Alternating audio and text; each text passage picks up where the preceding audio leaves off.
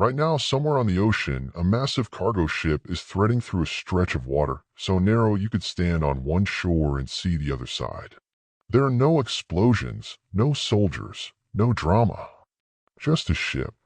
But that ship and thousands like it are part of the invisible machinery that keeps every grocery store stocked, every petrol station open, and every hospital supplied with medicine. And here is what almost nobody realizes. All of that machinery, the entire global economy that 7 billion people depend on every single day, is held together by just 14 geographical pinch points scattered across the world's oceans.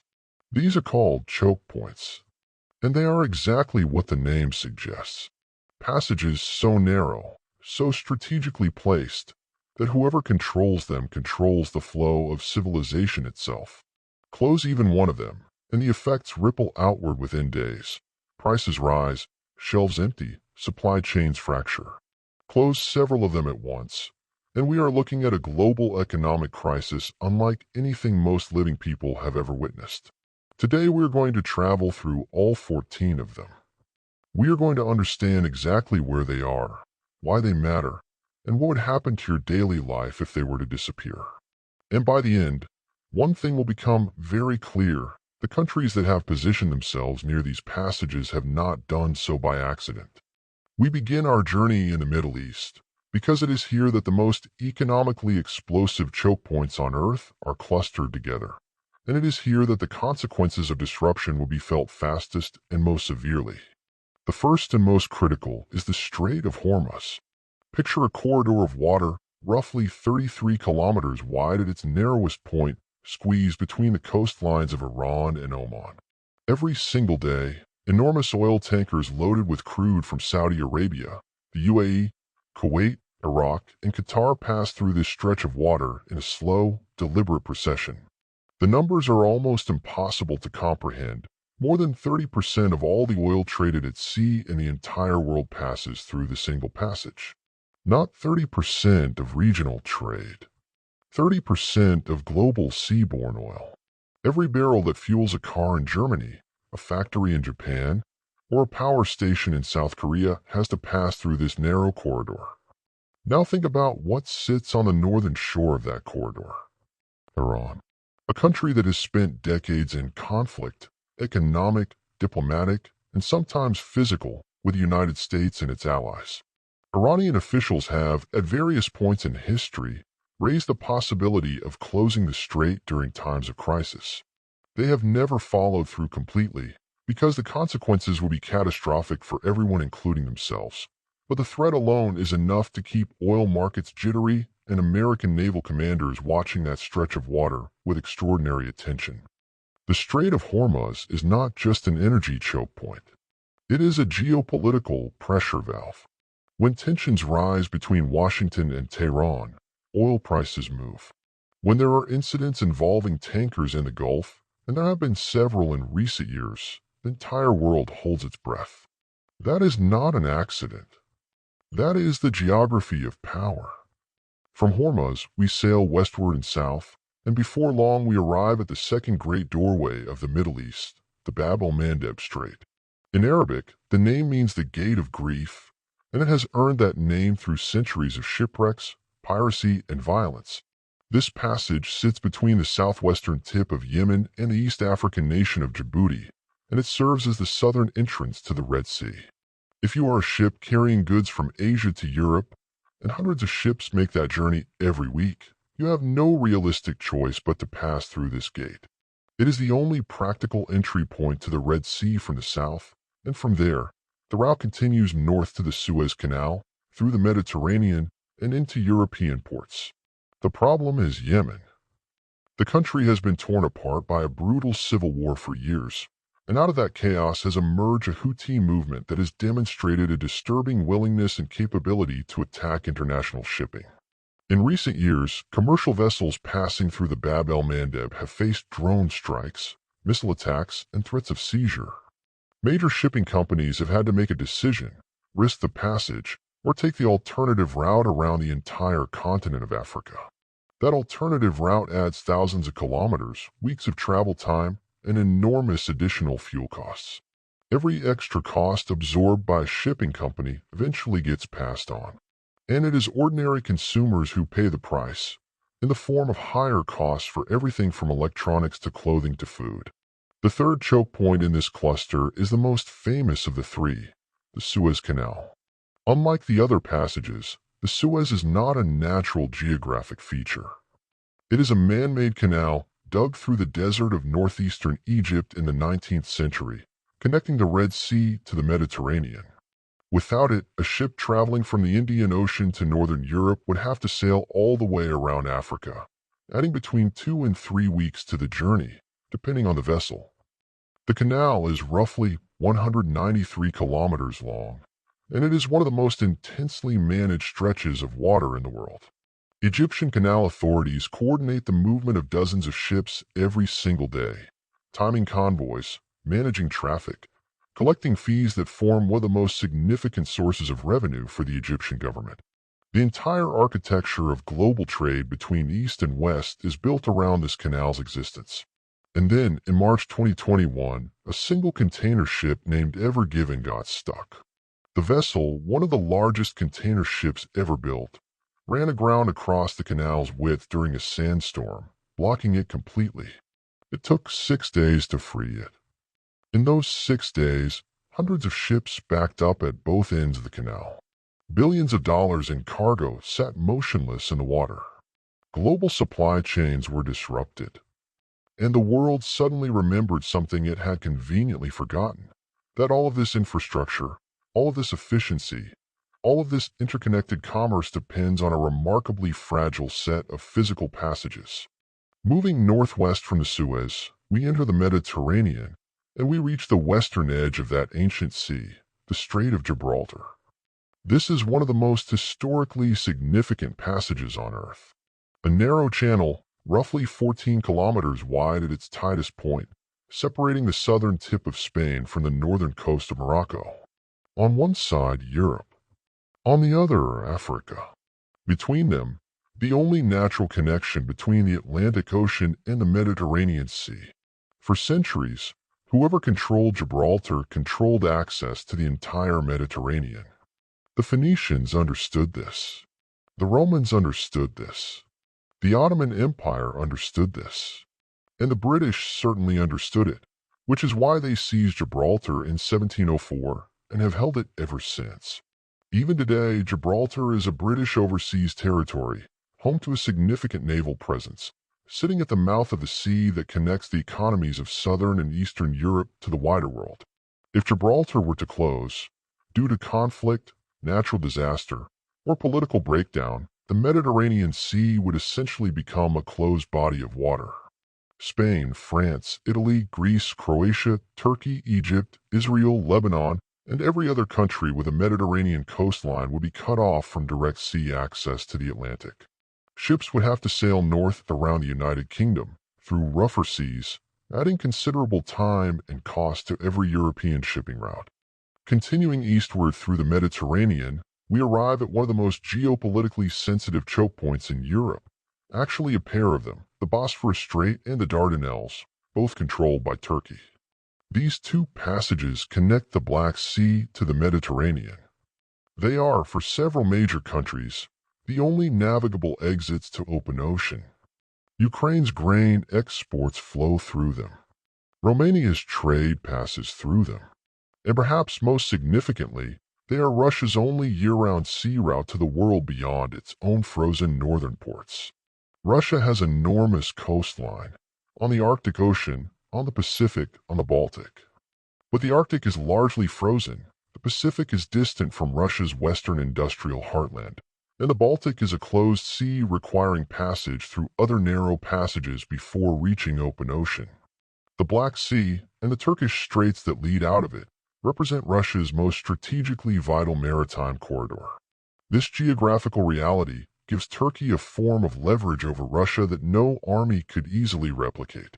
Under an international agreement called the Montreux Convention, Turkey has the legal right to restrict military vessel passage through the straits during times of conflict. When Russia launched its full-scale invasion of Ukraine in 2022, Turkey exercised exactly this right, closing the straits to warships from all combatant nations. It was a quiet but powerful demonstration of how geography, encoded into international law, can constrain even the most powerful military forces on Earth. It is also why both Russia and the United States have historically gone to considerable lengths to maintain functional relationships with Ankara, regardless of how complicated that relationship becomes on other fronts. Turkey holds the keys to the Black Sea. No amount of military power changes that geographic fact. And then there is the English Channel, the narrow body of water that separates Britain from the European continent. At its narrowest point, near the town of Dover, the channel is only 33 kilometers wide. On a clear day, standing on the white cliffs on the British side, you can see the French coast.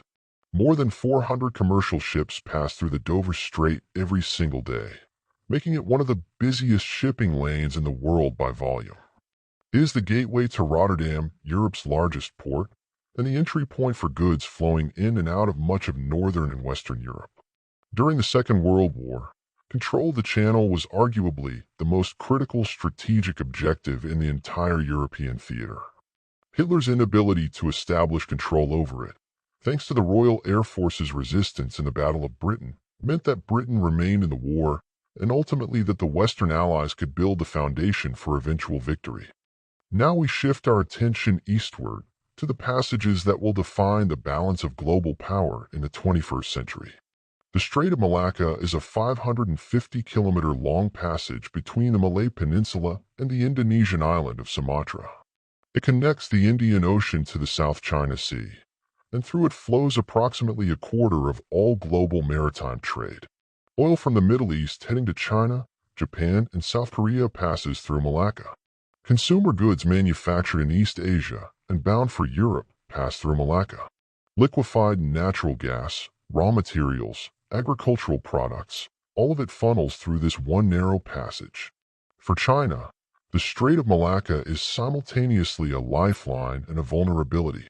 Around 80% of China's oil imports travel through this passage.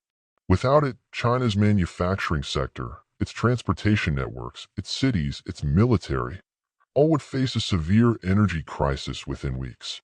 Chinese strategic planners are acutely aware of this, and they refer to it as the Malacca Dilemma, the uncomfortable reality that a single choke of this passage by a hostile naval power could bring the world's second-largest economy to its knees. This awareness directly shapes Chinese foreign policy. It explains China's enormous investment in the Belt and Road Initiative, the sprawling network of ports, railways, pipelines, and roads that China has been building across Central Asia, South Asia, and Africa. If trade can move overland or through alternative sea routes, China is less exposed to interdiction at Malacca. It also explains China's aggressive expansion of its naval capabilities, its construction of artificial islands in the South China Sea, and its desire to project military power further from its shores. The small city-state of Singapore understood the strategic importance of Malacca earlier than almost anyone. Sitting at the southern tip of the Malay Peninsula, right at the entrance to the strait, Singapore has leveraged its geography into extraordinary prosperity. Its port is one of the busiest on Earth. Its financial sector serves as a hub for the entire region. Its GDP per capita is among the highest in the world. Not because Singapore has natural resources, it has almost none, but because it had the wisdom to recognize what its location meant and to build institutions and infrastructure capable of capitalizing on it. For vessels that cannot transit Malacca, whether due to congestion, their own size requirements, or strategic considerations, there are two alternative routes through the Indonesian archipelago. The Sunda Strait runs between the islands of Java and Sumatra, but presents challenges. The waters are relatively shallow in places, and the region is geologically active, with the famous Krakatoa volcano sitting near the passage. The Lombok Strait, located further east between the islands of Bali and Lombok, offers deeper water suitable for very large tankers that would otherwise struggle with Malacca's depth constraints. Both of these passages run through Indonesian territory, and Indonesia, a nation of over 17,000 islands, the world's largest archipelago, has the geographical assets to become one of the great maritime powers of the coming century if it chooses to develop that potential. And then there is the Taiwan Strait, the most dangerous choke point on Earth today. The passage between Taiwan and the coast of mainland China is roughly 180 kilometers wide. Compared to some of the other passages we have discussed, it is not even particularly narrow. But it is not the geography itself that makes the Taiwan Strait so critical. It is the combination of geography, technology, and geopolitics that makes it potentially the most explosive flashpoint on the planet. Taiwan produces over 70% of the world's most advanced semiconductor chips, the microprocessors that power your smartphone, your laptop, your car's computer systems, your medical devices, and the servers that run the internet. These chips are the foundational technology of the modern economy, and the world currently has no realistic alternative supplier at the same scale and sophistication. TSMC, Taiwan's dominant chipmaker, is not just an important company. It is a piece of critical global infrastructure. China regards Taiwan as a province that has not yet been reunified with the mainland, a matter of unfinished historical business that Beijing is increasingly impatient to resolve. The United States, along with Japan and several other allies, regards Taiwan as a de facto independent democracy that they are committed to defending. American warships regularly transit the Taiwan Strait precisely to assert that it is international waters that no single nation can claim exclusive rights over. If a military conflict were to erupt over Taiwan, the consequences would cascade across every industry on Earth that depends on advanced semiconductors, which is to say, every industry on Earth. The Taiwan Strait is not just a shipping lane. It is the world's single most important technological choke point, and the tension surrounding it shows no sign of easing. Crossing to the Western Hemisphere, we find one of humanity's greatest engineering achievements repurposed as a strategic asset, the Panama Canal.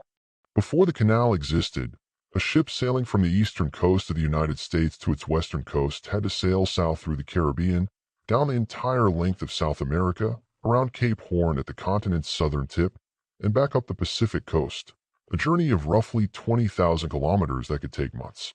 In 1914, the United States completed the Panama Canal, cutting a passage through the narrow land bridge of Central America.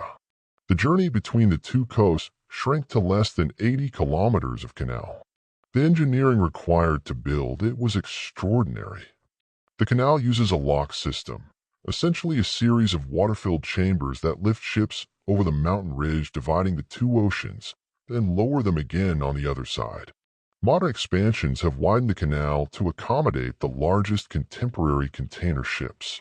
Every day, around 40 vessels transit the canal, each paying fees that make the canal one of Panama's most significant economic assets. For the United States, the Panama Canal is a military and commercial multiplier of enormous significance. American naval vessels can shift between the Atlantic and Pacific fleets far faster than would otherwise be possible. American exports reach Pacific markets more efficiently. The entire logistical architecture of American global power is shaped, in part, by the existence of this passage. The canal does face one growing vulnerability: freshwater. The canal relies on large artificial lakes to supply the water needed for its lock system, and those lakes are fed by rainfall. As climate patterns shift, Panama has experienced periods of drought severe enough to require restrictions on the weight that ships are permitted to carry through the canal. A significantly drier Panama could reduce the canal's capacity, or in an extreme scenario, compromise it significantly, forcing ships back toward older, far less efficient routes. One of those older routes is the Strait of Magellan, winding through the extreme southern tip of South America, near Tierra del Fuego, where the continent finally dissolves into islands and then into the Southern Ocean. This passage is brutal, cold, windy, unpredictable, with dangerous currents and weather. It was, however, the primary route for ships traveling between the Atlantic and Pacific before Panama was built. It remains an option of last resort for vessels that cannot use the canal. Now we come to the passage that almost no one is discussing today, but which may reshape the geography of global trade more profoundly than any other in the coming decades. The Bering Strait. This narrow passage, roughly 85 kilometers wide, sits between the easternmost tip of Russia and the westernmost tip of Alaska. At its narrowest point, the two continents are so close that on a clear day, you can see from one to the other. Right now, the strait is largely impassable for commercial shipping. The Arctic ice that fills the surrounding waters makes transit impossible for most of the year, and even in summer, conditions are challenging enough that only specialized vessels can manage it. But the Arctic is warming fast. Ice coverage in the Arctic has been declining steadily, and scientific projections suggest that within the coming decades, the Arctic Ocean may be navigable by standard commercial vessels for significant portions of the year. When that happens, a new trade route will open, one that connects Asia directly to Europe across the top of the world, cutting thousands of kilometers off the current journey through Suez or around Africa. Russia and the United States are already positioning themselves for this future. Russia has invested heavily in icebreaker vessels and Arctic infrastructure, seeking to establish sovereignty over what it calls the Northern Sea route along its own coastline. The United States has historically lagged in Arctic capabilities, but has been accelerating its investments in recent years. Whatever nation establishes dominant control over Arctic shipping lanes in the coming century will hold a form of geographic leverage comparable to what Britain once held over Gibraltar. And finally, we should mention the Cape of Good Hope, the southern tip of Africa, where the Atlantic and Indian Oceans meet. Technically, it is not a narrow strait. It is a wide-open stretch of ocean around a cape. But it functions as a choke point of a different kind, the mandatory alternative whenever something goes wrong in the passages to the north. When the Suez Canal is disrupted, ships reroute around Africa. When the Red Sea becomes too dangerous to navigate, ships reroute around Africa.